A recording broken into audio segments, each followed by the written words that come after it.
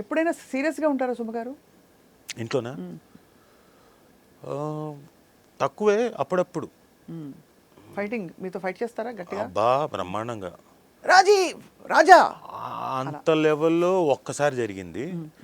కారులో అరిచింది, నేను డ్రైవ్ చేస్తుంటే నాకు మతిపోయింది.